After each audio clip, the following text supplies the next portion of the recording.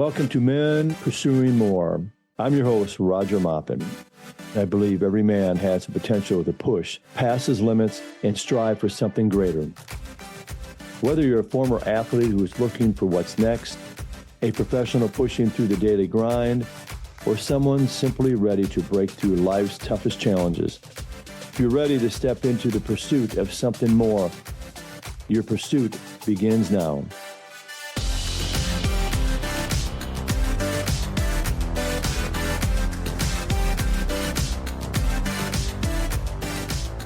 All right, welcome back to Men Pursuing More. I'm your host, Roger Maupin, and today we have Turnar Kist joining us. So Turnar, before we dive into your story, a few sports questions for you. So first, your favorite all-time sports team. I wonder what team that might be. It's the Anaheim Ducks. It makes no sense being from Winnipeg, Manitoba, but that's the first team I ever picked to cheer for, and I've been a fan ever since I was about 4 or 5 years old. So you out there, you listeners out there, if you're not a hockey fan, that's a hockey team. Yep. NHL team. I've seen them win one Stanley Cup. Don't know if I'm going to get another one anytime soon, sadly. All right. How about your favorite all-time player? Favorite all-time player from the Anaheim Ducks, actually, Paul Kariya. So he was number 9. He was a Canadian from British Columbia. And he's the reason why I even fell in love with the sport of hockey, was watching him play. So if we're going to pick one athlete, it's got to be him. All right. There we go. And then your greatest memory of sports. I know you were involved in sports in high school and college. Just one quick memory. Geez. My favorite memory all time actually might even be as a coach. Like when was my first year coaching the sport of lacrosse, and we won in triple overtime in our section game. And just, I remember the relief, the excitement. Like, I don't think I've ever felt that much of a great feeling after a win before, but that was probably number one. All right, lacrosse. There it is. Shout out for the sport of lacrosse. All right, now let's get into your story. Tell your listeners about growing up in Winnipeg, Canada, and some of the highlights and challenges along the way as growing up there. Yeah, absolutely. So originally from Winnipeg, Manitoba. I lived there until I was almost 18 when I moved away for college. But I grew up, had both my parents, had an older brother, grew up with our dog Tracks. Got him when I was 4. And yeah, so I grew up playing sports. I was playing hockey, learned to skate when I was about 3 years old.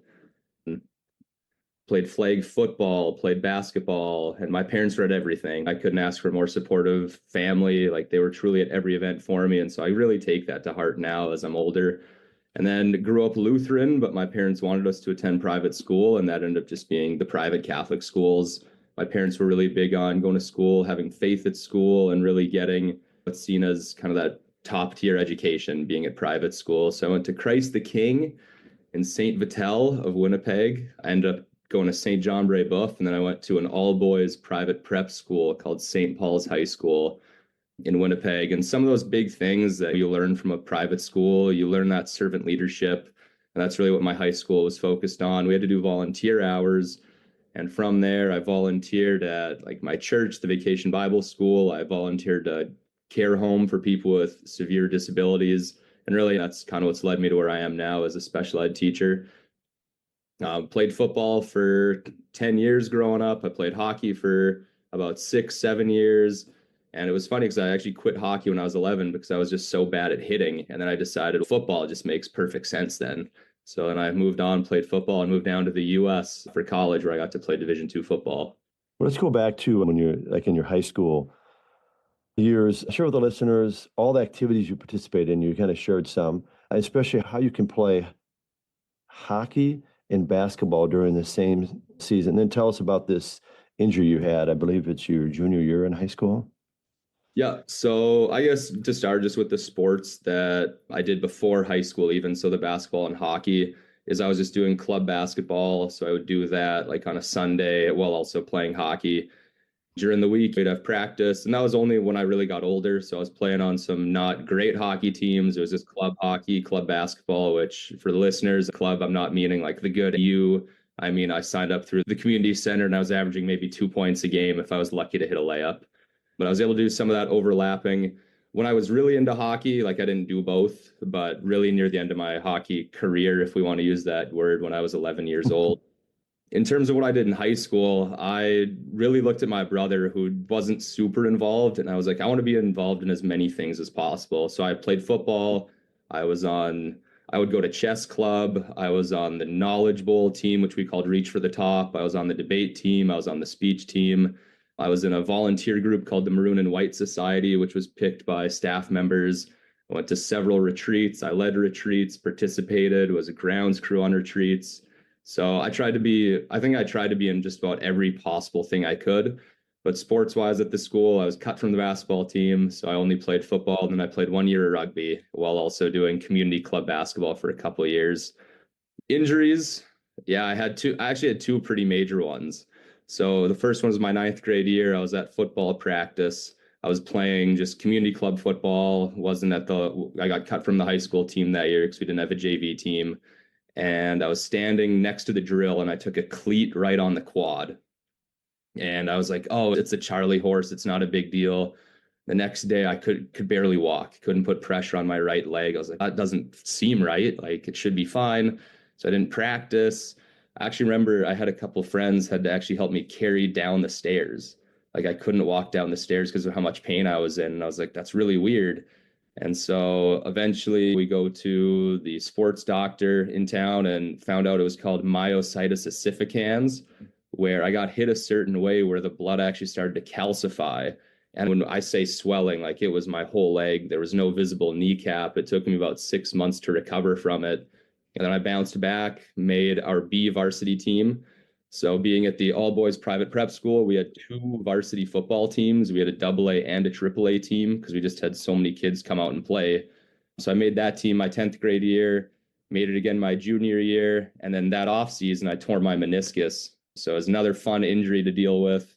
I tore it while reffing flag football of all times. It was like probably injured beforehand. I was stepping back after putting the ball down, my knee buckled, and there went my meniscus. So I missed the first 2 weeks of the season, never had surgery, and then played the rest of the year on it, just heavily taped. Like couldn't bend my knee, couldn't straighten it, but I played the whole year because I was just like, I don't want to miss football. It was just one of those moments where I was like, if I'm given a clearance to play, I'm going to play.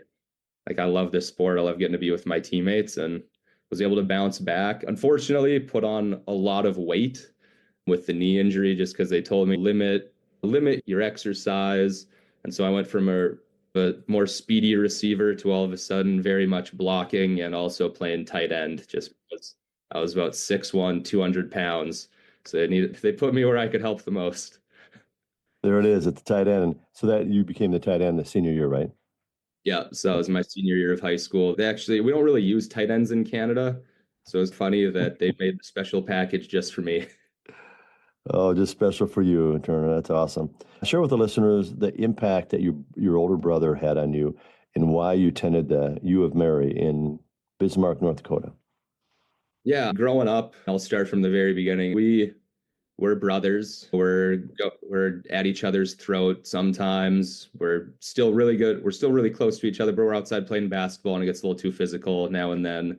We're on the front lawn playing tackle football and he's a nose guard and I'm a 3 year younger skill position getting run over by my big brother, playing mini sticks in the basement.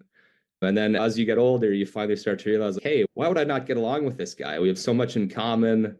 And I just remember, so my ninth grade year, just having that older brother at school, having all of his friends welcoming me, like going out of their way to say hi to me in the hallways, my brother driving me to school every day, really looking out for me. And I really grew into his biggest fan once he got into high school, like at all the football games. And so from that, I really took it upon myself where I was like, there's a lot of ninth graders that are coming into school who don't have an older sibling, who are coming into high school terrified, who are super nervous. They're scared. Like, how am I going to fit in? And so I went out of my way to help out at like freshman orientation, to say hi to the freshmen, see if they needed help, and to just talk to them. And I just look at that and I'm like, I'm so grateful for my big brother because I don't know how I would have survived like my first year of high school without having him there. Like I would have been able to make friends, I would have been able to meet people, but just having that added support, having someone who was there every day that I could see and someone I could cheer for. And so fast forward, he would come up a couple of times a year just to see us, obviously on breaks, drove up, surprised me at one of my high school football games. So we finally got to watch that, which was like the coolest moment for me, where it's like, wow, my big brother came all the way up just to see me play. And so really just grew into his biggest fan. And when it came time to look at schools, I looked at U Mary, I looked at Minnesota, Crookston, and Minot. And I say looked at because those were the only three schools that responded to my emails with my highlight tape. And it came down to Crookston and Mary. And I just was like, I can be with my brother. Crookston doesn't have my major, and I can just hang out with my brother a lot more. And I've missed him a lot. So I followed him to Bismarck, and we got to be teammates for 2 years. Obviously, I was a red shirt, so I didn't get to play alongside him. But every game as a red shirt, we could pick a jersey to wear, and I'd always be wearing his number. So I'd be freshman receiver / tight end on the sidelines. We're number 58 just to cheer on my big brother. And I think, yeah, it's just been a huge impact on me just to have him, and getting to now going to visit him with his family. Like, it's really cool to be that close to my big brother. Like, something I'm super grateful for. Yeah, what an amazing experience, and have a brother that you look up to and be that role model, and actually have an opportunity to be with him. I know through high school, because I believe you were 3 years apart, but then actually have an opportunity to be with him that 1 year in college too. And so it was even funny because I went into education. He was criminal justice. So at the very beginning, it was always I'd be getting called Tyler. I'd be getting called his name, and people would always be like, "Oh, we love your brother." And then by the end of it, they'd be seeing my brother and they'd go, "Hey, we really like Turner." And I was like, "Yeah, it's nice, but it's the other way, isn't it?" So share with the listeners your decision to, and we teach at the same high school, Eastview High School, and probably many of your colleagues may not know this about you. Your decision to major in social studies. I believe you mentioned it was 6 through 12 and then at 10. And then tell us about attending grad school and becoming an assistant coach in a small school in North Dakota. Yeah. And so what really it came down to was entering high school. I kind of looked in the mirror and I was like, I really need to start thinking about what I want to do with my life at some point. But it's only, as my mom would always tell us, high school goes by fast. So you got to start to have a bit of a plan in place. And my freshman year, I needed 2 electives. So I picked French because that's the natural choice in Canada for a nice, easy language credit. And the other one, it was I could do choir, band, art, or classics. And I was like, I can't draw, I can't play an instrument. So I picked classics, which was just classical Roman and Greek history. And I just remember being in that class and I thought, wow, like, I love this. I can't believe I didn't know this about myself. Like, what a great decision to pick this class. And so as I went throughout high school, it was just that I love history, and I just love the fact that someone showed that for me, and I wanted to be that for someone else. So I wanted to combine those two, and obviously I wanted to get into coaching at some point. And so I thought teaching can help with that. And through being someone who wants to coach, like, that's kind of what teaching is at the end of the day, is you're coaching the kids just in something different. You're looking at the academic side. And so ultimately made that decision, and I got to marry. Loved my history professors. I loved my education professors. And I remember meeting with my advisor one day, and I was like, what do you think about me picking up a special education minor? That makes sense to me. Like, I should know how to help kids when they come into my classroom with a disability. And she said, Turner, that's a great idea. So I picked it up and I started taking all the classes. And I had one professor who probably once a week, maybe even more, looked at me and go, Turner, you're going to be a special ed teacher. And I was like, no, there's not a chance. I'm not going to be one. It's way too stressful. I don't want to deal with that. And I remember even sitting in lectures where they're talking about the challenges of being a special ed teacher. And I'm in those classes with my minor, and I'd look and go, glad I'm going to be a gen ed teacher right about now. And then I started looking at grad schools. And I was looking at history programs, and the main reason why I even looked at grad school was to get a work visa, you have to separate yourself from an American, and you have to prove that you're more qualified. So I was looking at history degrees for masters. And as I was looking, I thought, I don't know if I want to do this for the rest of my life. I love history. I'm grateful that I get to teach it right now, but I was like, I don't know if I could do this for the rest of my life. And I looked in the mirror one day and thought, where I've been the happiest is working with people with disabilities. Like, to go back to the volunteer experience, I volunteered there for, I think, 8 or 9 years back in Winnipeg, even just over the summers when I went home. And even just like being in the classroom, helping kids with disabilities, it's like, yeah, this is what I should be doing. So I applied to grad school at UMary, got accepted. They were ecstatic. And the special ed department was ecstatic at UMary. They're like, Turner, we told you, we knew this was going to be you.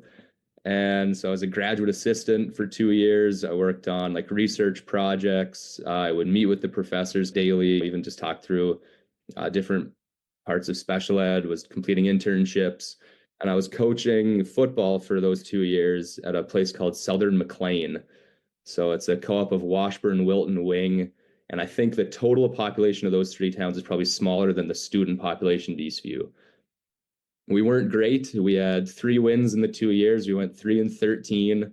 Wasn't great. Wasn't a great start to my coaching career. Even my first game as a coach was at Minot State University, where I just also happened to be my last game as a player, and I lost both of those. So I thought, not a great way to end the playing career, and probably not a great way to start the coaching career either with losses. But I was an assistant. I was a JV offensive coordinator when I was there, ended up taking over special teams my second year and also becoming the passing game coordinator. And yeah, it was a great experience. Like I look back at that and we didn't do great, but I was like, what a way to get introduced to coaching, just to even get in my mind of sometimes more about those wins and losses and just watching those kids grow. Because we weren't the most talented athletically, but just seeing progress from start of year 1 to end of year 2 and just how some of the kids responded, I was like, yeah, this is exactly where I needed to be. So that was a pretty cool experience for me. And what school was that again? What was the name of it? It's called Southern McLean, the Rough Riders, and it was Washburn, Wilton, and Wing. All right. Shout out to the Rough Riders. All right. They've turned it around a lot since I left, so I've loved watching that. You were made for more clarity, more confidence, more impact. At Maupin Coaching, I help high school and college athletes master the mental game and guide men into purpose-driven leadership. Grab the sports book, rock that merch coming soon, and step into more at maupincoaching.com. All right, before we talk about you applying all over the country for a teaching job, let's talk about, share with the listeners about an accident you had on your way to the airport in Illinois and what it was like to have a concussion, because there might have been a chance where you had a concussion maybe in a college or high school. I don't remember. I remember we talked a few weeks ago about that. And the impact going forward with just having a concussion, or maybe you had a concussion at one other time too. Yeah, and so my first diagnosed, I was in college, got one in practice. But my brother and I were driving to the airport. I was leaving Illinois, going back to Bismarck. Football season had just ended. I was there for a concert. It was my brother's birthday week, and we got rear-ended on the freeway. And it was one of those moments where it's like, something doesn't feel right. Got to the airport, and I was even Googling on my phone, is it safe to fly with a concussion? Like, it was just one of those I could tell. And everything I read, of course, is it's not smart, but it's not going to kill you. So I was like, I guess I'll get on the plane. It took about 4 months for me to fully recover. So the first 2 weeks, like I couldn't do any schoolwork. I couldn't do any exercise. I would look at and I still remember this, like I'd look at my phone to figure out which games I had because I wanted to watch college football, and I couldn't remember. I would look at the game, I'd put my phone down, and about 5 minutes later I'd go, who plays tomorrow? And I'd pull up my phone again, look for Fox, and I'd be like, or I'd open my phone, I'd stare and go, why did I open my phone? What am I looking for? And I'd put it back down. So that was rough. And honestly, it was one of those moments that's made me a heck of a lot more grateful for when I do get to exercise, for when I do get to do those things, because with injuries, with everything else that's happened, it was that classic reminder of, yeah, I've taken a lot of things for granted. To be out for that long, to not be able to exercise, to go through that whole process, like it was a scary thing, especially the memory issues. Like I played football for 10 years, but there's definitely times where I need to remind myself to be a little better. I'm like, I need to write things down. I need to get better with putting things in the calendar, because there's been a lot of head trauma there. And that's a good lesson for all of us. It's like you can only remember so much, that we need to kind of, if it's in your phone or paper and pencil, just to write things down, just remember things. All right, let's go and move forward with share with the listener your experience applying all over the country. And eventually you were offered a job in Owatonna, and then it led to, I believe, a job at Mound. Yep. And I got to tell, I loved applying for schools. Like, that sounds weird to say, applying for jobs, but I was like, I could go anywhere I want. I was like, I'm a male special ed teacher. I have my master's. I'm a coach. I was like, the world is my oyster. And so I was all gung ho. I was like, I'm going to move to Washington State. That was my dream ever since I was a kid. And so I applied with Lake Washington School District. I was super excited. And I'm not a super confident person. Like, I know I've tanked interviews, but that was like the best interview I've ever had. Like I knew it right away. I was like, wow, I answered everything perfectly. I could bring up their mission statement. I could talk about these things, and it went super well. And they said, we want to hire you. We have this perfect job for you. And then they go, but we also don't offer work visas. And so I thought, and I can't work here. So I had to turn down what was my dream job, like in my dream state, my dream city, everything. So that was really hard for me. And so I just started applying all over the country. Like I was applying at Lake Travis High School in Texas. I interviewed at about 5 districts in Oregon. Started interviewing for schools in Boston. I was interviewing in Illinois. And I was really set that I wasn't going to move to Minnesota. That was kind of what I told myself, was at some point down the road, I'll move to Minnesota, but I really didn't want to take any more licensure exams, which pure laziness. That's the only reason why I didn't want to. But I'd started some applications. Like I think I'd started one in Anoka. I'd started one with the Twin Cities, and then I had started one with Owatonna. And when I say start, I mean I had given them my name. Like I'd put down my name, my experience, and maybe uploaded my resume. And I get an email from the special education coordinator at Owatonna. She goes, hey, we saw you're interested. You want to set up a phone call to learn more about the school? And I said, heck yeah, sign me up. I'd love to learn more. I'll take any job at this point. I'm getting a little stressed. I'm going to have to leave the country.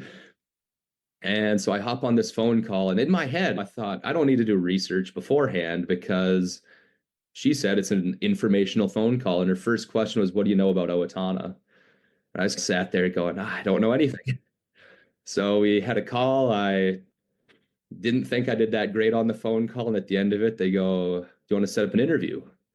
So I said, sure. So I had to upload everything. I think 5 minutes before my interview, I had all my materials in. I interviewed later that week. I coincidentally was actually in Minnesota for a concert. So my buddy and I drove down to Owatonna. I toured the school, officially got the job offer. And by Wednesday of next week, I'd accepted it and had my first job. So I taught there for 2 years. I was a special education center-based teacher for individuals with cognitive disabilities.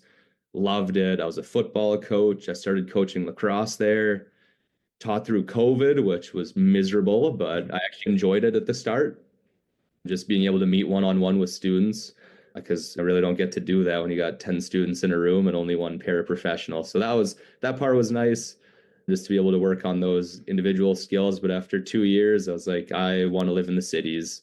COVID started being lifted. I'm a city boy, and I was like, I want to move up to the city. So got an apartment in Eden Prairie, and I worked at Mound West Tonka for 2 years. And after 2 years there, they told me they actually weren't going to help me get a green card. And I was like, I need a change. I'm feeling burnt out. And I almost left education after Mound just with how things went. And so I was applying to MBAs. I got accepted to DePaul University. I had applied to Texas, Wisconsin, Michigan, like all these big schools with no business background. And I had applied to, I think, 40 school districts in Illinois, was applying for some jobs back home. And I applied to one district in Minnesota, one or two. I think I did a couple, but ended up Illinois didn't want me. The MBA, the business schools didn't want me, minus DePaul, and I didn't really like the fact that I was going to have to pay about $30,000 a year for that. And then interviewed at Eastview, ended up turning down the job initially, which feels like a mistake in hindsight, but I came crawling back after some other schools didn't work out. I was like, look, I'd love to, like, Eastview is one of the top schools. I'd love to work here. And thankfully there was a resource position open, and here I am 2 years later, loving it. It's been my favorite district so far. So I've been really fortunate with that.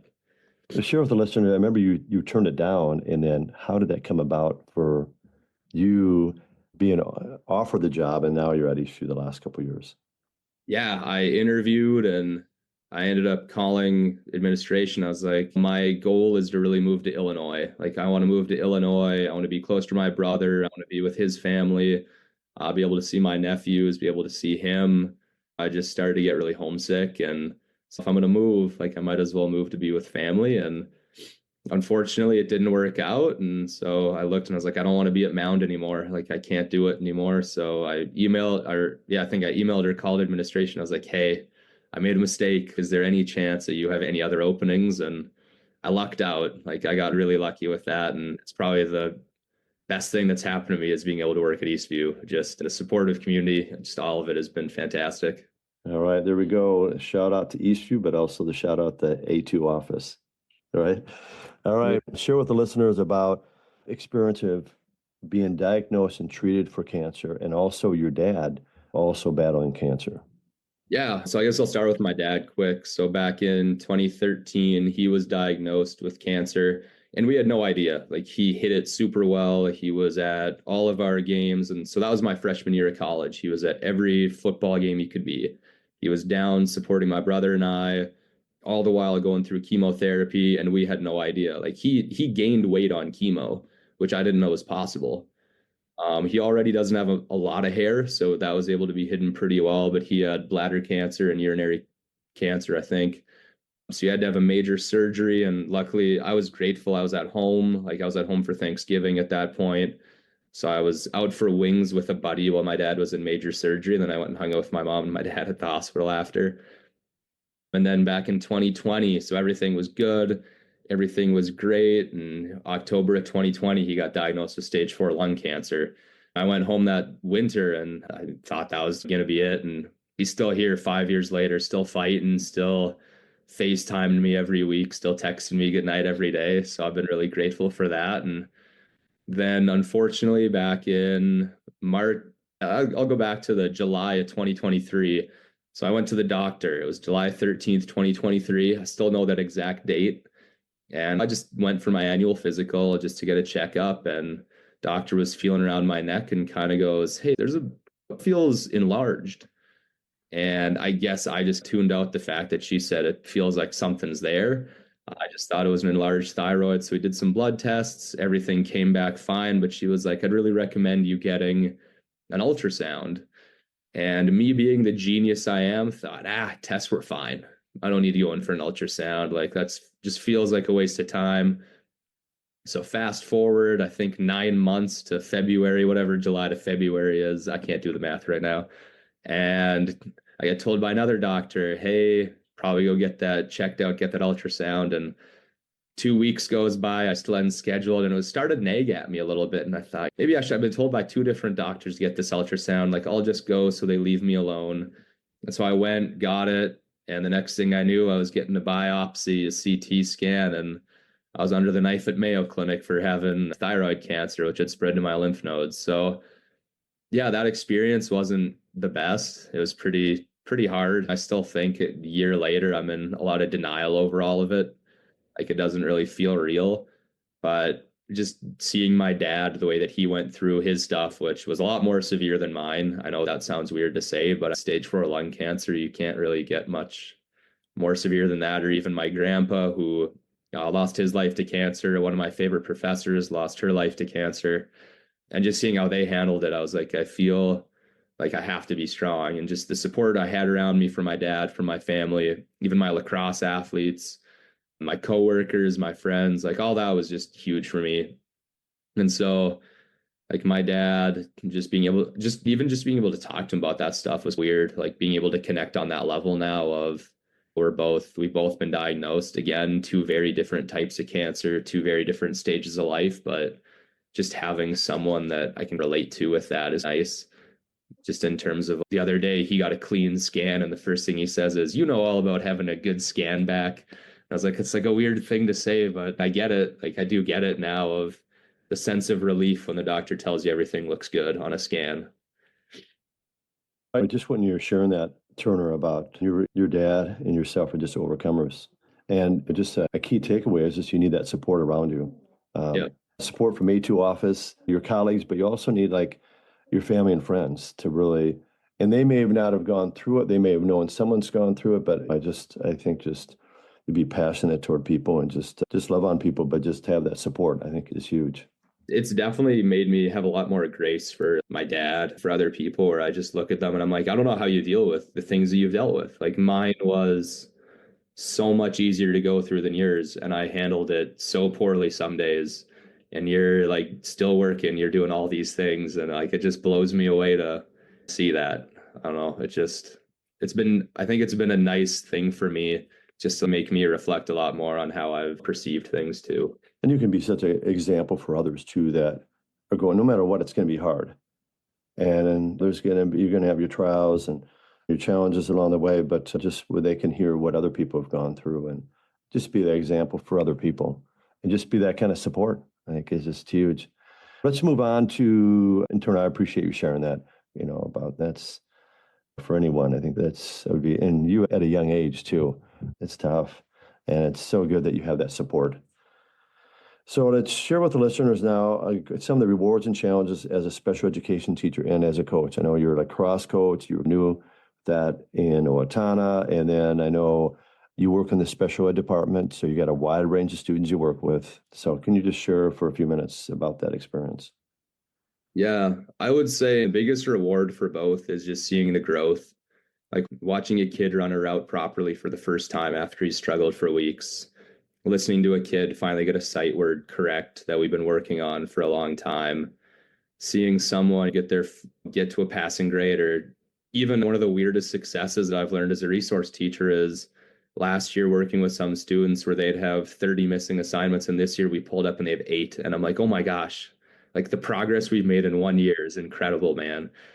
And that's just watching the growth, watching the kids grow up before your eyes, seeing them mature. That's the biggest reward. And just knowing that I've had some part in that. Kid in lacrosse gets his first goal at the varsity level, and just the excitement you feel for them, just that huge moment in their life. And it's just so, like, obviously the successes are huge. But I mean, I've never won a championship as a coach, and yet I've never thought that I'm a failure as a coach. Just I'm like, the kids are having fun, the kids are growing, they're making progress, and we're not at a championship level yet, but it still is just the best moment for me to just see the smiles on their faces as we're out there together. Challenges, there's going to be challenges, like losing's hard. Watching a kid get injured is really hard, but when you watch them battle back from an injury, it's pretty cool. It's pretty special to watch that, and especially when you get to be there to just provide that support for them along the way, knowing that I've been there with injuries and just being able to provide that support. And in the classroom, and there's, like I said, I mean, there are days when we pull up that missing list report and there's 30. There's the days where we can't focus, or there's something going on in their home life that's so much bigger than school that day. And it's just trying to figure out how to support that. And there's just been a lot of challenges that I never anticipated having. Like when you're in school to be a teacher, they let you know a lot of what you're going to deal with, but they don't let you, what happens when you're dealing with a student who's dealing with this at home, or how do you support a kid who's dealt with this all his life? And so that's a huge challenge for me. Sometimes, especially as a special ed teacher, you learn a lot about the history of the kids. And that can be one of the hardest things, is just seeing what kids have been through, what they've experienced, hearing stories from their families sometimes, what their kids have experienced, and just how can I be there for them. So it's a challenging job, like for sure. I know, especially when I was a center-based teacher, I had a lot of students who struggled with behavioral challenges.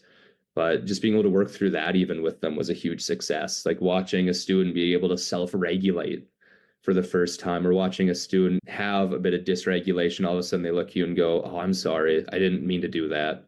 And just being able to talk through that was always like really special for me.